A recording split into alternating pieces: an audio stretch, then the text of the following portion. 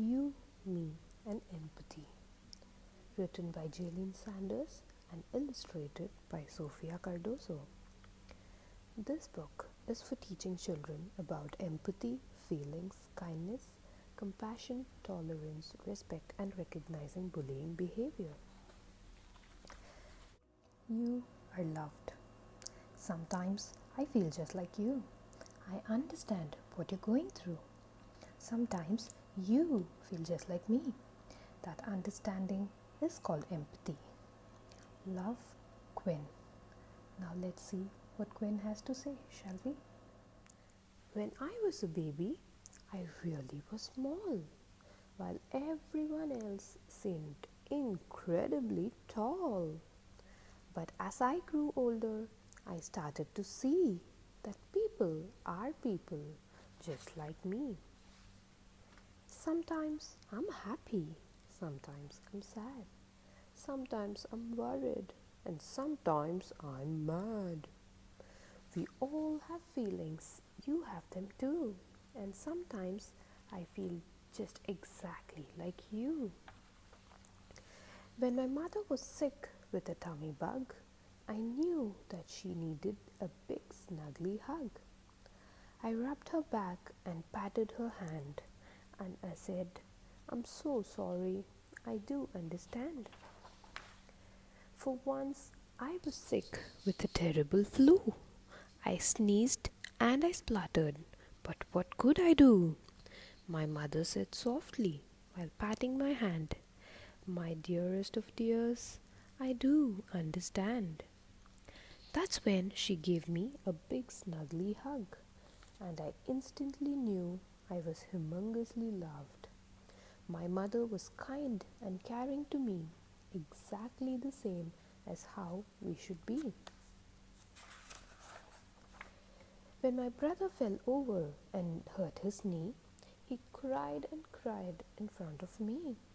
I helped him up and said, "There, there," and sat him down on the kitchen chair.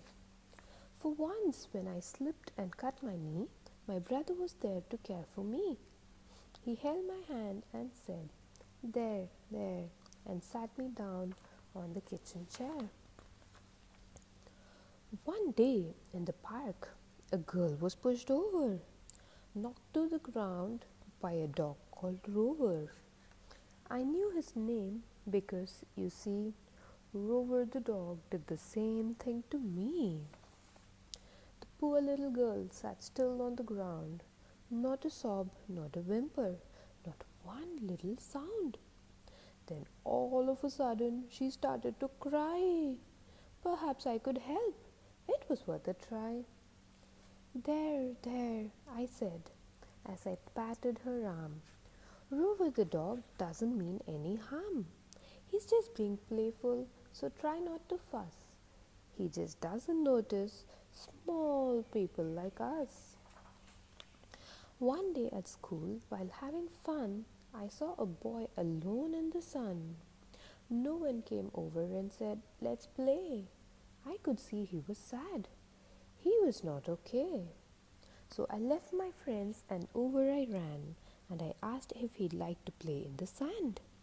His smile was huge, enormous, and wide.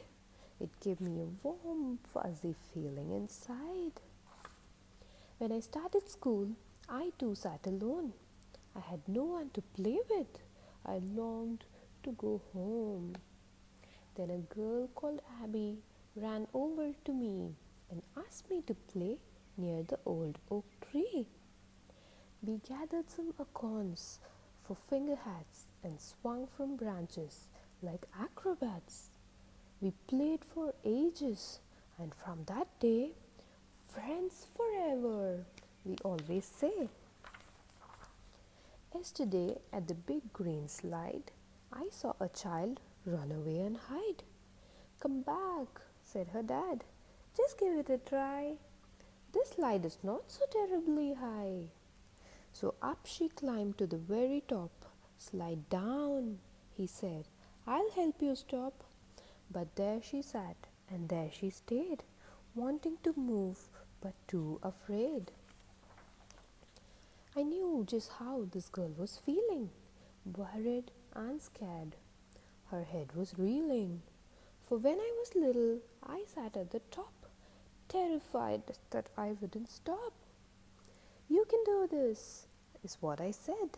You're braver than you think. It's all in your head. The more and more brave things you do, the easier it becomes for you. I am really brave, the girl shouted down. And whoosh, before we knew it, she was on the ground. There's one more story I'd like to share about a bully who never played fair.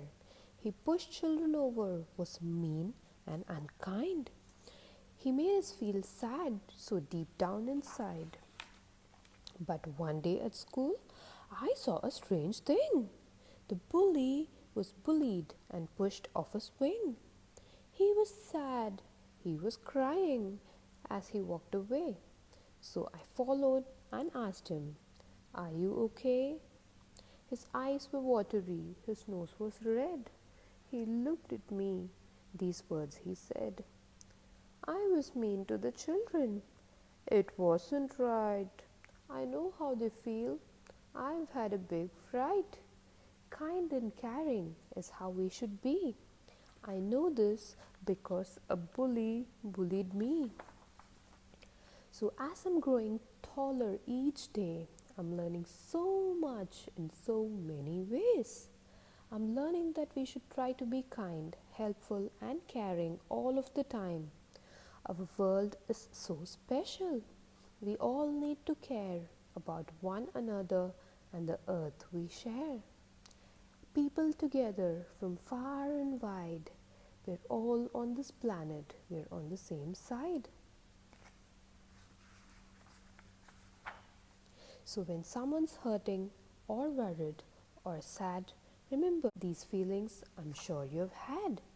Say kindly with care, "I understand, I do," because sometimes I feel exactly like you.